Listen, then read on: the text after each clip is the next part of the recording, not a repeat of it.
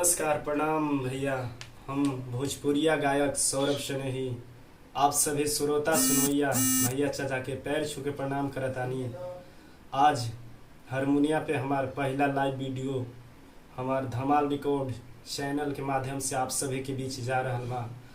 रउरा सभी लोग से उम्मीद बा कि रउरा सभी लोग के प्यार दुलार आशीर्वाद ढेर सारा मिली।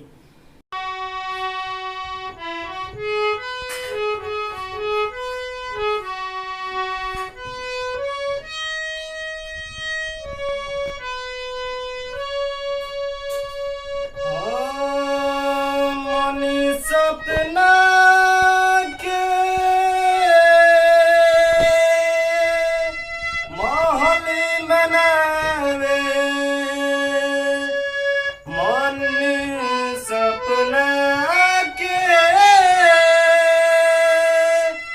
महल बनावे दुनिया ढेला चलावे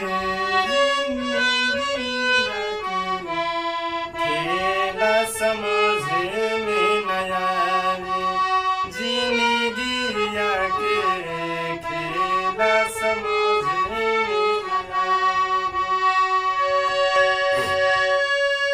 हो बनल के साथी सबके भूला बिगड़े पमुँह घुमावे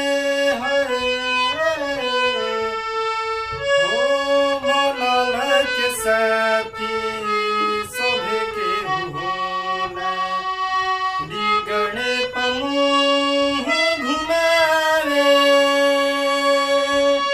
जाने जाने काली खोल किस्मत में जाने काली खोल किस्मत में पता चलता जिंदगिया के खेला समझ में नया जिंदगिया के खेला समझ में नया मन सपना के महल बनावे मन सपना के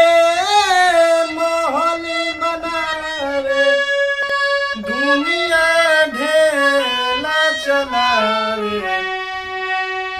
जिंदगिया के खेला समझ और डोरा सभी लोग से एक विनती और बाकी हमारा ये धमाल रिकॉर्ड चैनल के एक बार सब्सक्राइब जरूर करिए। जय हिंद, जय भोजपुरिया समाज।